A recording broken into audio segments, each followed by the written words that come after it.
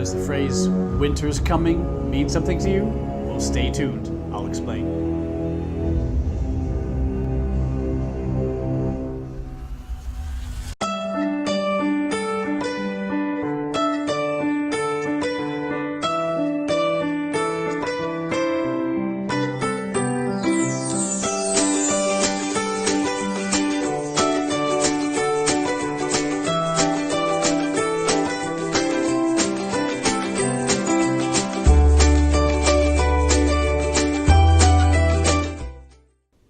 Welcome to this week's episode. I'm not sure about you, but I am so excited for the final season of Game of Thrones. And I thought, you know what? Why don't we take a look at some wines and see if they match the personality of maybe 4 of the big stars. I think we've done that for this week's episode. And then stay till the end and I'll tell you about my very first road wine trip. And it's also sort of special not only to me and to my wife, but to one of our wines and one of the characters. So I thought we'd look at each one of these wines to match a Game of Thrones character. But I also thought this would be a nice chance to visit my local Trader Joe's. And I hope you have a Trader Joe's near you. And one of the great things about Trader Joe's is you could really look at some world-class wines, noble grapes, which is sort of what we're looking at in this week's episode.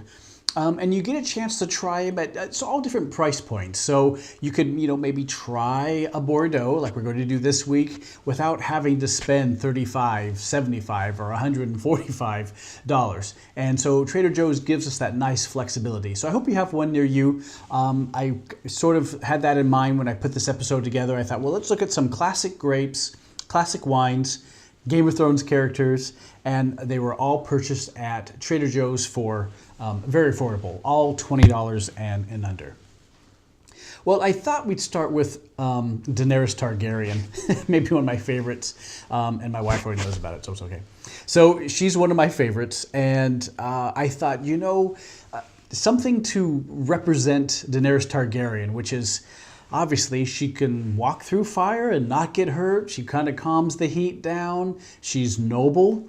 And with that sort of steely, icy blue, gray hair, an incredibly beautiful woman, I thought, you know what, let's do Riesling. So if you haven't had a Riesling before, I found one at Trader Joe's. This is a dry Riesling, so it's not going to be too sweet. It's going to have sort of those classic Riesling characteristics to it. So it's going to be some minerality. It's going to have some acidity, which is nice. So it's not going to be too sweet. I picked a dry Riesling, so you can taste the stone fruit, and when you open it up, you're going to get some just beautiful floral notes. This one is really nice with Asian food and some spicy food. Again, calms the heat, walks through the fire. Riesling is usually one of those go-to wines to help you with, say Thai or a spicy Szechuan-style Chinese food, something to that effect. The Riesling is nice. So if you're just craving some hot, spicy food and you want to release the inner Daenerys Targaryen in you, let's look for this Riesling. By the way, Rieslings can be quite expensive, but this one was under $10. I was absolutely blown away that they even had it, let alone that it was delicious and well under $10. So if you haven't had one before, what a great opportunity to try Riesling. And I think you're going to like it. So let's take a look at our second Game of Thrones character. And of course, we had to do Cersei Lannister. Even though she's not a very likable character, she's really incredible. So I wanted to find a wine that sort of matched Cersei's personality, right? So she is not lovable, and you don't want to go up and give her a hug or anything like that. But so in some ways, it reminds me of the Sauvignon Blanc grape. It is a noble grape, and again, as a quick reminder about noble grapes, these are grapes that can be grown all over the world, and a lot of the characteristics that sort of helps you identify, like, oh, that's a Sauvignon Blanc, or that's a Cabernet Sauvignon. It's because the characteristics or the qualities sort of stay the same irrespective of where they're planted, which is kind of nice. Of course, there'll be lots of nuances, but you can pretty much still tell that that's the grape. So I thought, let's do the Sauvignon Blanc. And I wanted to pick a Sauvignon Blanc that had a little like a certain attachment to me. And so I picked the ones from the Loire Valley, and I did a Sancerre. So remember, if you go to your wine store and you tell them you want a French Sauvignon Blanc, and they point you to Sancerre, you're in the right spot. And this Sancerre is very nice. Again, found it at Trader Joe's, like all the wines in this week's episode. Very affordable. It's not always easy to find affordable Sancerres, but wow, this one I think is $15 and maybe a little less. So I was very happy, very pleased with it. Not always, again, easy to find. And it sort of reminded me of the Chateau Chenonceau that's on the Cher River, and it's just beautiful, and it has lots of history, of course. These were all the French royalty or the nobles would go for their vacations and build these beautiful chateaus. And this one has a little bit of history, and it sort of reminded me of Game of Thrones too, where Henry II had this chateau and he gave it to his lover, which didn't go well for Catherine de Medici, and so she took it back and kicked the lover out. Lots of wonderful Game of Thrones and real life historical drama to throw in.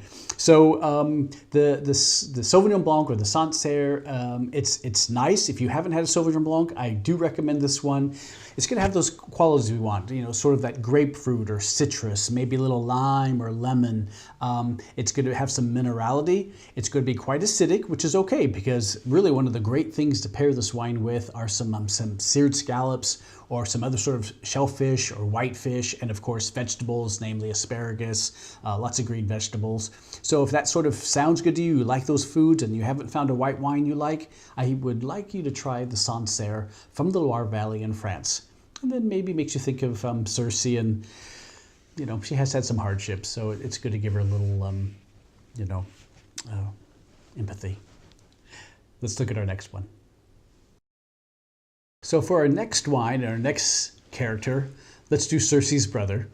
We won't do Jaime. That's too weird. But let's do Tyrion Lannister. And I think if you've been watching the shows, you realize how much he loves drinking and loves wines. He can just sort of quaff down. He does. He really can hold his own when it comes to drinking wine. And I thought, well, he is also a world traveler. He has done such a nice job where he really tries to be sort of the person who pulls all of these groups together, and he tries to be the mediator, and he tries to be the statesman, and really pulls all these people together so that they can fight, obviously, the coming enemy. And I thought, since he loves Dornish wine and he really likes those warm climates, let's go to southern France. And let's do a Cotes Du Rhone. And if you haven't had a Cotes Du Rhone, this is very nice. From a very well-established family, the Perrin family. They've been in the Rhone Valley for a very, very long time. And this one is just sort of that classic style.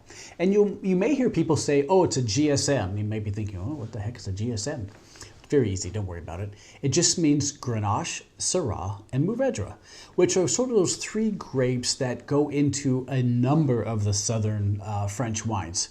And when we're in the south of France, again, like in Bordeaux, they tend to stick to blends. So it's really going to be rare to just see a Syrah or just a Grenache wine or varietal when you're in the south of France. They believe in the blends. So this one is mostly Grenache, and I have a show that I'd love for you to check out when I talk about the Garnacha grape from Spain. So it's the same grape, different location. Wonderful, absolutely wonderful drinking wine, great with food when you think of like a warm day and a patio, some grilled meat, some grilled vegetables, of course, and lots of rosemary and thyme in the background. So this wine is known for being not too tannic, not too acidic, medium bodied, very approachable, very easy drinking wine. You can drink it on its own, but it's really nice with food, as most of the French wines are. So this is a very nice Cotes Du Rhone. Again, Trader Joe's, couldn't believe it, could not believe the price. Wonderful deal. If you've never had one, this will be wonderful. Open it up, drink a couple maybe, then you really feel like you're Tyrion. And enjoy it with your friends and family. And just another reason to get excited for the very season finale. And so now we'll look at our final wine. And of course I had to do Jon Snow, definitely one of my favorite characters. I'm so glad that he kind of came back to life. I would have been depressed if Jon had passed away. But Jon Snow has those characteristics that I ended up picking a Bordeaux from the right bank, and it's a Saint-Emilion, because Jon, he's a great fighter and a good warrior, and he's loyal and trustworthy. What a great brother he's been to all the Stark kids. But I thought, he's also soft and has a very gentle side. And I thought of Merlot. So Merlot is one of those grapes that is used quite often to sort of tame down Cabernet Sauvignon, right? Which can be very tannic, very in your face. Merlot has been added to the Cabernet Sauvignon grape very often in the Bordeaux tradition to sort of round it out and help keep it calm and smooth. And those two characteristics, those two noble grapes actually too, so the Cabernet Sauvignon and the Merlot, two noble grapes, made me think of the very noble Jon Snow. And I don't want to do any spoilers, so I'm not going to tell you why he may also be quite noble, but if you know, you probably know what I mean.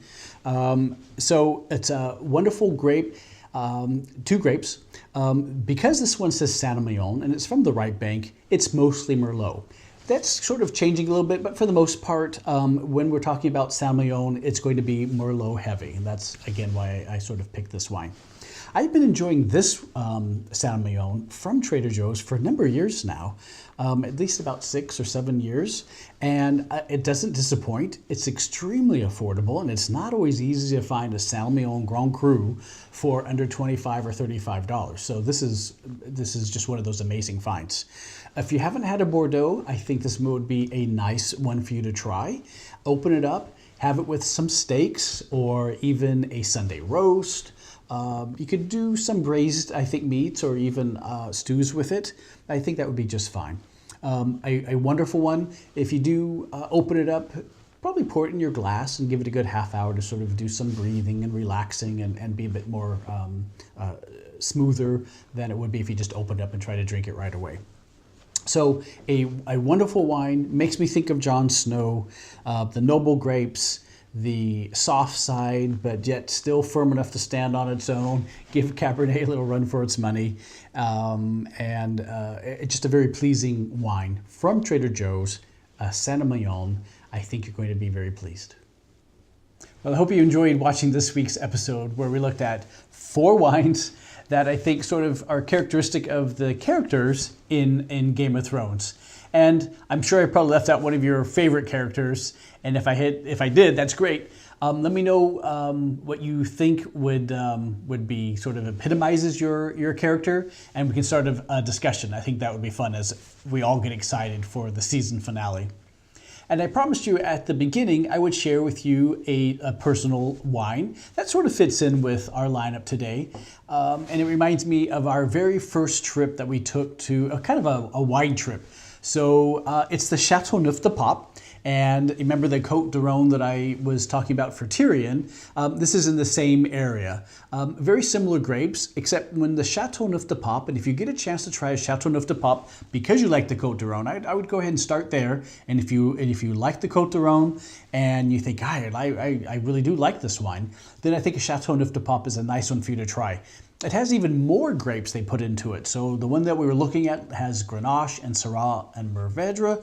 This does too, plus about 8 or 9 other grapes. So the Châteauneuf is a really known for its blending of all the different grapes from the valley. Beautiful, beautiful place. It was home to the popes there for a while in the 14th century. And it was a beautiful trip, started in Paris, and then we drove to Alsace, and you've heard me feature some of the wines from Alsace, and then down into Beaujolais, and we know we featured lots of the wines from Beaujolais, and then ended up in the Rhone Valley. So very sentimental to me. I think you'd like this wine. Great with food, and again, if you like the Cotes du Rhone, then I'd love you to try the Châteauneuf de Pape. Lots of drama behind there that you could check out as well. Lots of interesting drama. Well, this was a very dramatic episode as we talked about Game of Thrones. So I'm looking forward to the season finale. Hopefully you are. We've had some excellent wines this week. all quite affordable. This would be the most expensive at I think $22, and then everything else being far less. And hopefully you've enjoyed this. If you have and you're not a subscriber, please hit the subscribe button. I'd love for you to check out our episodes that come out every Saturday, and let your friends and family members know. And keep in mind, it's absolutely free. As long as you have a YouTube account, you could just hit subscribe and follow me and enjoy the world of wine together. Well, all this talk about Game of Thrones and wonderful food and wine, it sure has made me thirsty. So until next week's episode, everyone, cheers.